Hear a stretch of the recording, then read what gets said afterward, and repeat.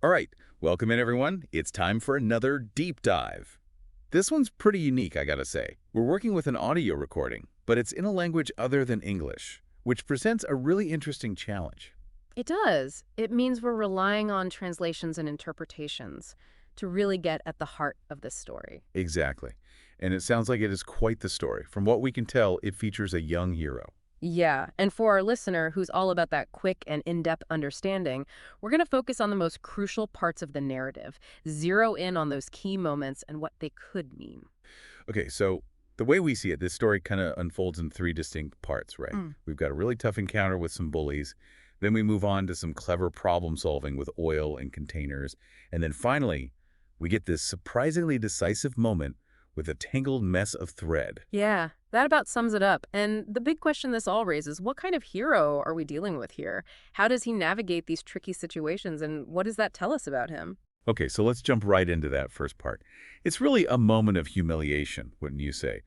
The recording describes a young Han Shin walking through a bustling area in Huayin, Jiangsu. He'd just crossed a small bridge, and all of a sudden, he's stopped by a bunch of ruffians. Yeah, sounds like the kind of scene you see in a lot of stories. These guys, from the way they're described, it sounds like they were real troublemakers. And they immediately confront Han Shin, focusing on his sword, the way he's carrying himself. They question whether his is genuine. Oh, right. That's an interesting concept, right? It's something like dignity or a powerful presence, wouldn't you say? Exactly. It's that air of authority and command. And these guys, they're basically saying, hey, we don't think you've got it. And the challenge they give him, well, it's pretty brutal. Oh, yeah. It's a choice, but it's not much of a choice. Crawl between our legs, they tell him, if you want to admit you lack ass. Or, well, you can prove you've got it by cutting off our heads. Yeah, they really laid it out there, didn't they? A deliberately extreme and honestly totally unreasonable demand. What really jumps out is just how stark that choice is, how they're trying to control the situation. It is. And the recording really emphasizes the internal conflict Han Shin's going through. He obviously doesn't want to fight, doesn't want to hurt anyone. It's a pretty big contrast to the way these bullies are acting. Right. It seems clear that he makes a very conscious decision to diffuse the situation, and he does it in a way they probably didn't see coming. He chooses to crawl between their legs. It's a powerful image. And the recording highlights the crowd's reaction, their laughter.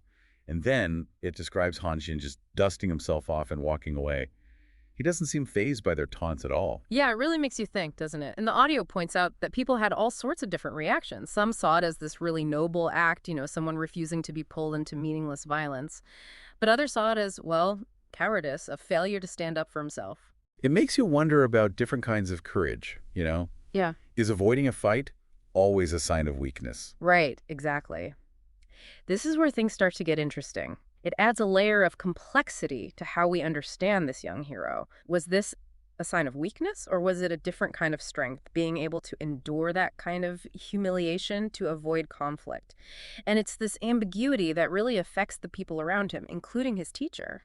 So imagine you're his teacher, you hear about this public humiliation, and you got to be thinking, what's going on here? Hmm. You're teaching this guy martial arts, skills associated with strength, with a certain outward confidence. And this incident, it really calls Han Jin's true nature into question. Is he truly capable? Or is he just afraid?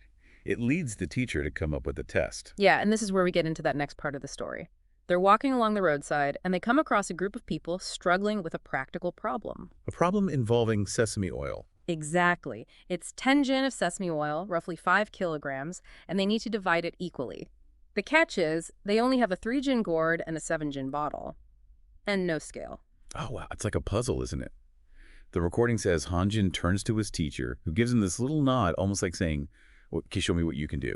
Like he wants Han Jin to figure it out on his own. It's really cool because Hanjin, he doesn't resort to force or anything like that. Instead, he thinks it through, comes up with a series of steps. He fills the 7 gin bottle with the 3 gin gourd, pours as much as he can back into the original 10 gin container.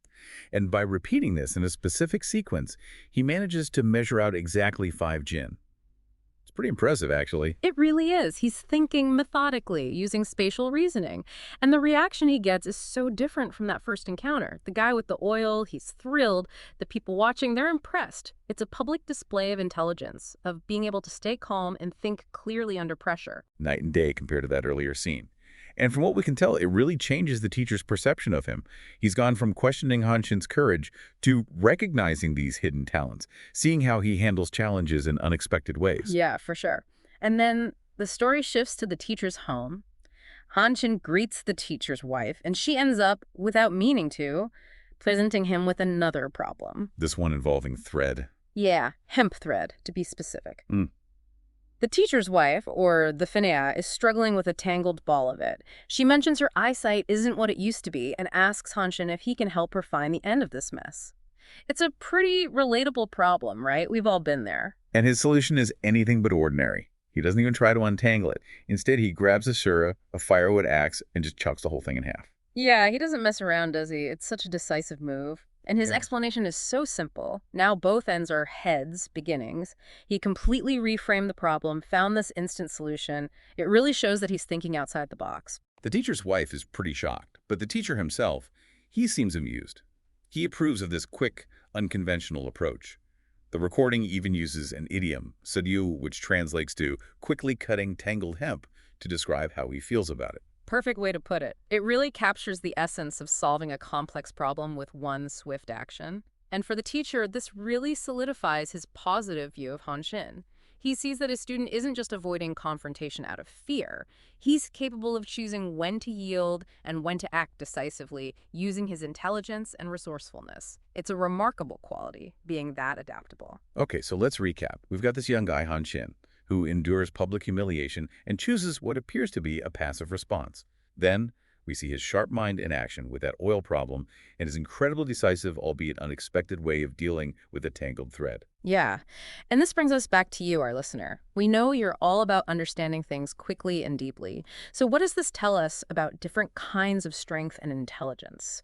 How could a seemingly passive response, like crawling between those guys' legs, actually be a sign of deeper resilience? Or maybe even a strategic way to navigate a difficult situation? It really challenges our initial assumptions about what it means to be heroic.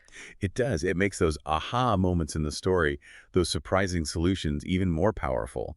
It reminds us that we might not always have the full picture when we make judgments about people, about events. Yeah, that's such an important point about perspective. How often do we misjudge someone's actions because we don't have all the information? Han Shin's story seems to suggest that true capability can show up in really surprising ways. What looks like weakness on the surface might actually be strategic patience, or even a conscious choice to avoid unnecessary conflict. It's true.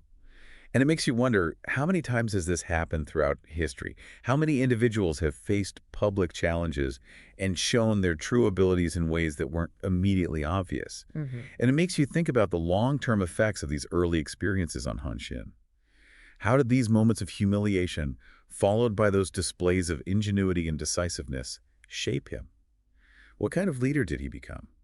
This deep dive has given us a glimpse into his early life, but there's so much more to uncover. What other stories might illuminate his journey? It really leaves you wanting to know more. Yeah, it does. It's a story that stays with you, makes you think about how we judge people, how potential can reveal itself in the most unexpected ways. Absolutely. And on that note, we'll leave you to ponder those questions. Yeah, thanks for joining us for this deep dive. Until next time. See you then.